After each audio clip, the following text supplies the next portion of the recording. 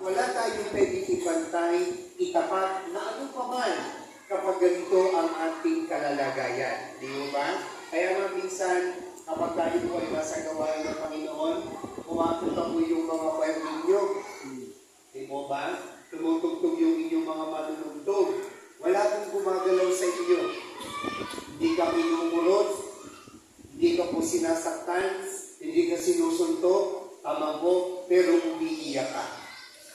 Tama po ba? Walang gumagalaw sa iyo, pero umiiyak ka. At hindi mo kayang ipaliwanag kung ano yung dahilan mo, bakit ka po napapaiyak o umiiyak. Ngunit isang katotohanan na kanya tayo nagkakaganon sapagkat nararanasan natin ang isang kalalagayan na kapiling na natin ang ating buhay at makapangyarihang Diyos.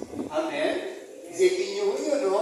Nagtutugtog lang, nagkakanta lang yung mga choir ninyo, pero kapag totoo ka sa iyong ginagawa, mga kapatid, napakainang, napakasarap, napakagaan, napakaligaya ng ating pakiramdam na hindi natin kayang ipaliwanag, subalit isang katotohanan na ito ay kalalagayang kapiling natin ang Panginoon.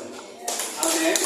Mga kapatid ko kay Kristo, kung ngayon po natin yung Ebanghelyo na kung saan sa Biblia ang hawak po natin, kasi sa cellphone, minsan wala ko itong pamagat. Wala ko. Pero sa Biblia, kung talagang Biblia, ang hawak natin, ang pamagat po dyan ay ang mayaman at si Joel. Orbida na. Ha? Si Rita? Sino ba lang? Ha? Si Lazaro pala. Akala ko si Ador. Sabi mo doon, ang mayaman at si Lazaro. Tingnan po ninyo mga kapatid, ang pagkakagamit po doon ng tinatawag nating pangungusap o salita. Wika po doon ay mayroon po at tinutukoy ang tinatawag nating status o kalalagayan. Tama po ba? At ano yung mga kalalagayan yun?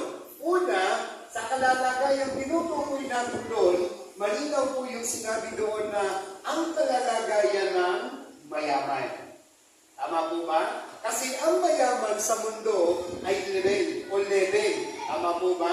Ito yung ginagalawan, ito yung nararanasan, ito yung kalalagayan ng tao sa mundo. At ito ngayon natin tingnan, ano po ba yung kalalagayan ng isang mayaman? Sa Biblia ang hawak natin, isa-isayin natin. Ang kalalagayan po ng tao sa mundo bilang isang mayaman,